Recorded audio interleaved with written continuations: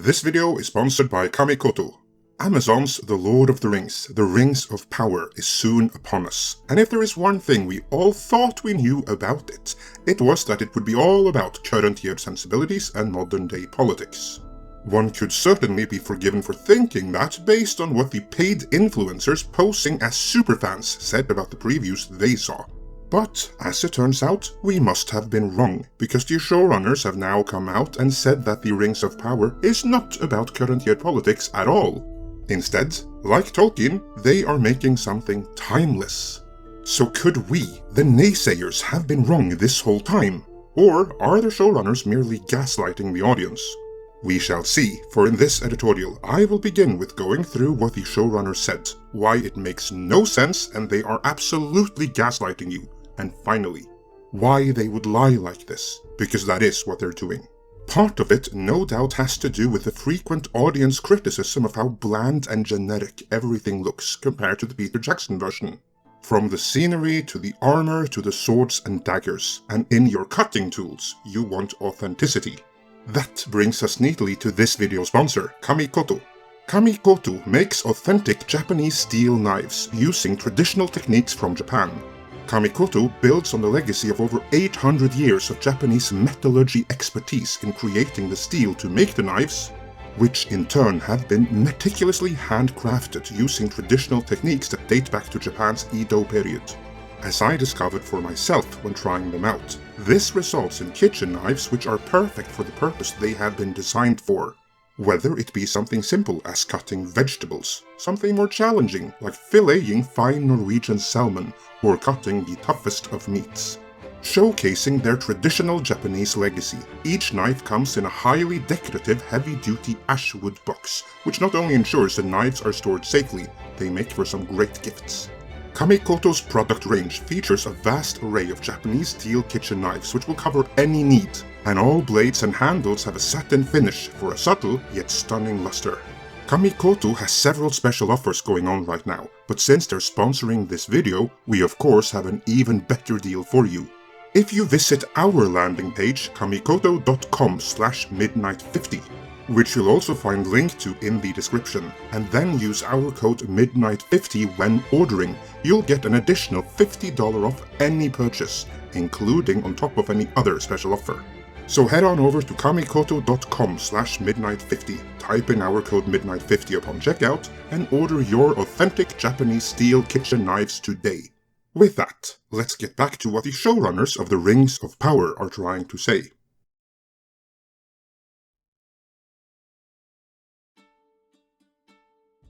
The showrunners actually spoke out in the print edition of Total Film magazine, but Games Radar did us all the favor of digitally transcribing what they said, so we'll be sticking with them here. On the topic of contemporary politics and Tolkien, co-showrunner Patrick McKay said, "This was one of Tolkien's debate points with C.S. Lewis, his friend and colleague. It was very important that what he was creating was not an allegory. He was not commenting on historical events of his time or another time. He was not trying to transmit a message that spoke to contemporary politics. He wanted to create a mythos that was timeless and would be applicable. That was his word, applicable, the applicability across times. No argue from me there. Tolkien did indeed create a timeless masterpiece with universal appeal. His books are, after all, among the best-selling books in history all over the world.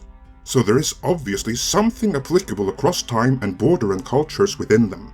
Segueing from there to the Amazon series, McKay said, "Every single choice we've made at every turn of making this show has been to be faithful to that aspiration, because that's what we want as viewers. We don't want to adapt the material in a way that might feel dated. We aspire to being timeless. That's why these books still speak to people so much, because so much of what's in them has not aged a day. And we aspire to do the same thing. And I think we feel that once people see the show, and see what the stories and characters and worlds are in context, they'll feel the same way." Oh goodness me, where to begin, because this is pure gaslighting.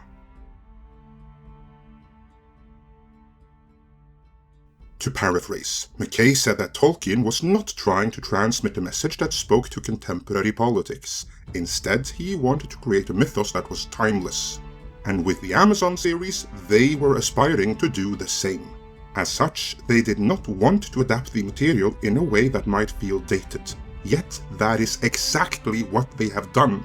Audiences first learned the details of how they were approaching Tolkien, or more accurately, completely sidestepping Tolkien, in an extensive Vanity Fair piece from February of this year. That article placed particular emphasis on all the diversity and representation they had baked into the series and casting, even though this completely contradicted Tolkien's intention, saying, "It felt only natural to us that an adaptation of Tolkien's work would reflect what the world actually looks like," says Lindsay Weber, executive producer of the series. And to be clear, Weber outranks McKay. And however natural that might feel for her, the fact of the matter is that this is a political position, and a hyper-partisan one at that. Furthermore, it is a position that instantly shatters any aspiration McKay might have had of creating something timeless. The original stories by Tolkien are timeless because they speak of human nature. Similarly, the stories of Norse mythology, Greek mythology, Hindu mythology, and any other mythology are also timeless because they also speak of human nature. And the same can be said about the fairy tales collected by the likes of the brothers Grimm, Asbjörnsen and Moe, as well as in Arabian Nights. Peter Jackson's Lord of the Rings movies are also timeless because they are faithful representations of Tolkien's work. And the same can be said about countless other movies, such as Blood In, Blood Out, and even the recent Indian hit film R.R.R. While all of these movies and stories are placed in a very specific historic and geographical setting, the stories themselves are nonetheless timeless. This is not true for Amazon's Lord of the Rings, The Rings of Power. No, that is a product of the time frame when Hollywood went not just political but hyper-partisan and decided everything, even adaptations of European history and mythology, must have the population of contemporary LA. Not the world, as Weber and others like her enjoy saying. Fiction has to reflect what LA looks like, because that's where she lives, and to her, that bubble is the world. But that is not how you create a timeless story. On the contrary, like everything furthering a particular political position, that is how you create something that will instantly be dated. Doubling down on that, Weber also told Vanity Fair, "Tolkien is for everyone," which is true.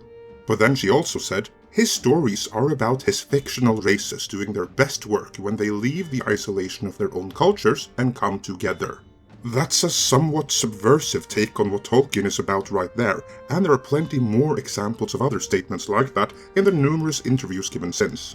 But really, no more than that one statement is enough to refute the claim that the Rings of Power isn't political, or the aspiration to make something timeless.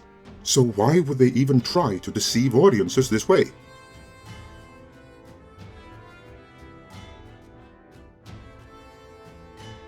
Amazon has committed to a 5-season run at an accumulated cost of approximately $1 billion.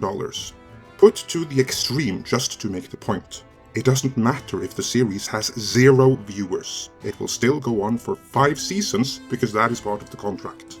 If Amazon should want out before, that will likely trigger a cancellation fee which could equal the cost of the remaining seasons anyway, because that's how this works.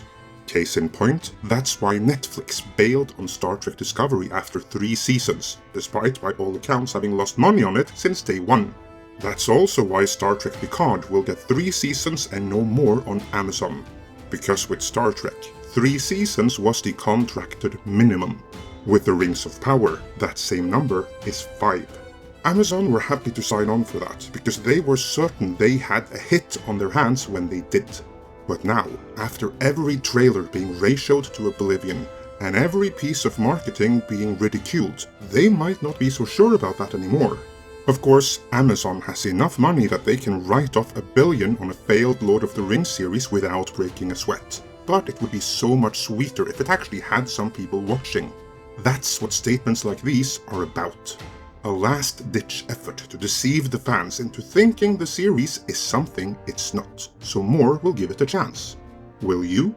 Let me know in the comments. And before you go, Remember to head on over to kamikoto.com/midnight50, type in our code midnight50 upon checkout, and order your authentic Japanese steel kitchen knives now.